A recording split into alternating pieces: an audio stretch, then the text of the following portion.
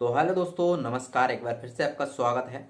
तो दोस्तों, आप लोगों के भर भर के कमेंट आ रहे हैं, सर ये एनआईओएस जो है, क्या ये केस जब से रीओपन हुआ है, फिर जो है सुप्रीम कोर्ट का जब से जजमेंट आया है, तब से बहुत सारी समस्याएं देखने को मिल रही हैं। कमेंट लोग कर रहे हैं, बहुत ज़्यादा हैरास भी हो रहे हैं एक तरीके से कि सर हमारा जो TRE 3 का रिजल्ट है वो कैंसिल हो जाएगा। क्यों डीबी की जो है डेट आगे बढ़ाई जा रही है? क्या पूरा TRE 3 जो है कैंसिल हो जाएगा? और क्या है ये पूरा मामला, थोड़ा सा हम लोग इसके ऊपर बात कर लेते हैं। सबसे पहले हम लोग शुरुआत करेंगे। देखिए, जो कुछ भी मैं बताऊंगा इसमें जितने भी हमारे एनआईओएस वाले व्यक्ति हैं वो भी संतुष्ट हो जाएंगे, और जितने भी हमारे TRE 3 के कैंडिडेट हैं जो कि पास हो चुके हैं, अपना रिजल्ट ला चुके हैं और जल्दी ही स्कूल में ज्वाइन करने वाले हैं, तो वो भी एकदम संतुष्ट हो जाएंगे। किसी को भी घबराने की जरूरत नहीं पड़ेगी।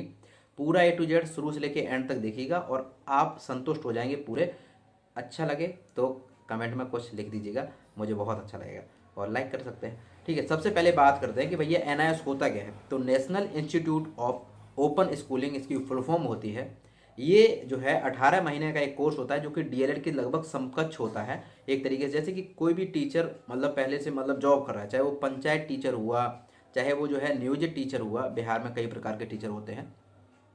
तो जॉब के साथ साथ एक सरकार ने 18 महीने का कोर्स कराया था। जैसे कि आप जानते हैं कि डीएलएड अगर कोई व्यक्ति करता है, बीटीसी जिसको बोलते हैं, तो उसको 2 साल का वक्त लगता है। तो सरकार ने जो है जॉब के साथ साथ में ही उन्हें अलग से एक तरीके से कह सकते हैं डिस्टेंस टाइप का, मान लीजिए सरकारी था ये डिप्लोमा, ये जो है सरकार ने कराया अपनी तरफ से 18 महीने का, यानी कि 1.5 साल का। हुआ क्या कि मतलब उसको एक तरीके से इक्विवेलेंट कर दिया गया डीएलएड के, कि जो भी टीचर जॉब कर रहे हैं उनके साथ में अगर कोई आदमी एनआईएस से मतलब कंप्लीट कर चुका है, वो कोर्स करना ही अनिवार्य था उस टाइम पे, तो लगभग जो है वो अब डीएलएड के समकक्ष में आ जाएगा। मतलब जब भी किसी भी प्रकार की कोई भी वैकेंसी निकलेगी वो उसमें अप्लाई कर सकेगा और उसके लिए वैलिड भी होगा। तो ये सब कुछ धीरे धीरे चल रहा था। 2023 में एक केस होता है, और जो वहाँ की ज्यूरी वगैरह है सुप्रीम कोर्ट की, वहाँ से जजमेंट आता है कि ये जो कोर्स है ये इनवैलिड कर दिया गया। क्या कर दिया गया? इनवैलिड। अब देखिए, सोचिए एक छोटी सी बात, जब सरकार ने कराया तो इनवैलिड कैसे हो सकता है? जाहिर सी बात है भैया, किसी व्यक्ति ने पढ़ा है तो इनवैलिड क्यों है? मतलब फिर तो वो कराने का मतलब ही नहीं रहा कोई सा भी। तो अगर एक तरीके से देखा जाए तो सरकार के ऊपर एक तरीके से ये प्रेशर आ गया, और जितने भी कैंडिडेट ऐसे थे वो सारे के सारे सुप्रीम कोर्ट अगेन चले गए, और अगेन जो है पूरा केस फाइल किया अगेन कि सर जब आपने हमें कराया है कोर्स ये, तो इनवैलिड कैसे हो सकता है? फिर अगर मान लो इनवैलिड है तो इसके आधार पर मैं कहाँ पे फॉर्म भर सकता हूँ, कहाँ पे मैं क्या कर सकता हूँ? तो ये सब चीज़ें मतलब देखने को मिल रही थी, बहुत ज़्यादा प्रॉब्लम भी थी। अब ऐसे मान लीजिए कि सरकार ने आपको एक डिप्लोमा करा दिया, और सरकार ने अपनी तरफ से कराया कि ये जो है आगे चल के वैलिड होगा, और आगे चल के कुछ दिनों बाद सरकार खुद ही कह दे कि सर नहीं ये इनवैलिड है, तो सोचिए वो डिप्लोमा फिर एक रद्दी के बराबर हुआ। ये पूरा केस था। उसके बाद तो जब लोग गए वहाँ पे, जितने भी एनआईएस धारी वगैरह थे, तो वो अब उनके पक्ष में अभी जो है जजमेंट आया है 2024 में कि ये अब वैलिड रहेगा। मतलब ये अब कोर्स जो है वैलिड रहेगा, यानी कि जहाँ जो भी व्यक्ति वो करके रखा हुआ है तो डीएलएड के बराबर में ये व्यक्ति आ जाएगा, और जब भी किसी में किसी भी उसमें वैकेंसी आती है तो उसमें वो फॉर्म भी भर सकेगा और उसके लिए पात्र भी होगा पूरा।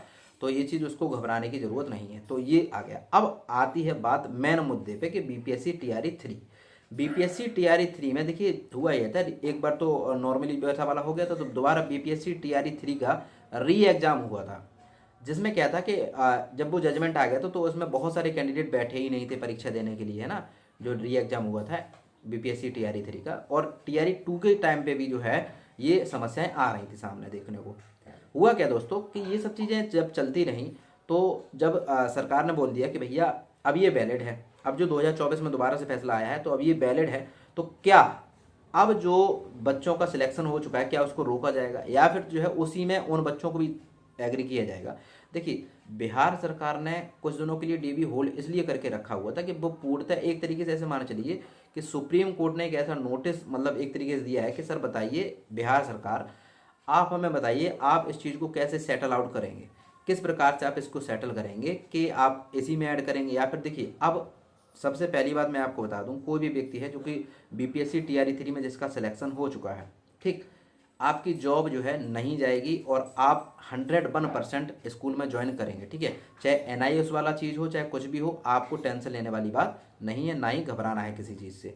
अब बात आती है कि हाँ अब एनआईएस वालों का क्या होगा, उनका क्या होगा? तो सरकार अब कहेगी कि हाँ आगे की भर्ती में हम लोग वैलिडेट करके इन लोगों को मौका देंगे, लेकिन इस भर्ती में नहीं हो पाएगा, क्योंकि भैया आप लोग रिजल्ट ला चुके हैं और रिजल्ट ऐसा नहीं है कि हाँ दोबारा परीक्षा होगी, वैसे भी एक बार ये एग्जाम हो चुका है, तो अब उसका वो वाला नहीं है। बस सरकार से ये पूछा गया था, एक तरीके से उसका नोटिस आया सुप्रीम कोर्ट का बिहार सरकार के पास कि साहब आप हमें ये बताइए इस चीज़ को आप कैसे सेटल आउट करने वाले हैं, कैसे क्या करने वाले। तो बिहार सरकार इसीलिए डीवी की डेट को आगे एक्सटेंड किया था, और वो कहीं ना कहीं कह देगी क्या, अब देखिए सरकार से कौन लड़ सकता आज के टाइम में, अगर देखा जाए सरकार बोल देगी कि सर हम जो है आगे आने वाली प्रक्रिया में जब भी कोई वैकेंसी आएंगी तो उनमें हम लोग इन्हें मैन वैलिड दिया जाएगा। लेकिन अभी जो है वर्तमान प्रक्रिया जो चल रही है, अभी डीवी अगर हो जाता, सोचिए डीवी अगर हो जाता फिर ये चीज़ें अगर क्रिएट होती तो रियल में बहुत ज़्यादा प्रॉब्लम हो सकती थी।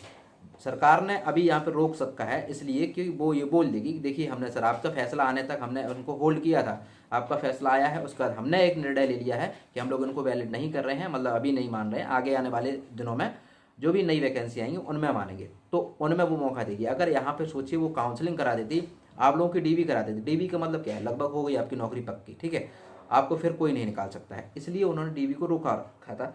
एक तरीके से मान सकते हैं यहाँ पे बिहार सरकार ने थोड़ी सी चालाकी खेल दी है ना। ये आप लोगों को लग रहा होगा इतना लेट कर रहे हैं, इतना लेट कर रहे हैं, लेकिन रियल में बताया जाए तो आप लोगों के लिए बहुत अच्छा कदम उठाया बिहार सरकार ने, नहीं तो आप लोगों को दिक्कत वास्तव में होती, क्योंकि ये जब डीवी हो जाता उसके बाद ये सब चीज़ें अगर वो पूछता, मतलब सुप्रीम कोर्ट का ऑर्डर आता, फिर ये जवाब क्या देते सोचिए। तो इसलिए तो मतलब आप लोगों को घबराने की ज़रूरत नहीं है। ओवरऑल यही चीज़ मैं बताना चाह रहा था कि आप लोगों को बिल्कुल घबराना नहीं है।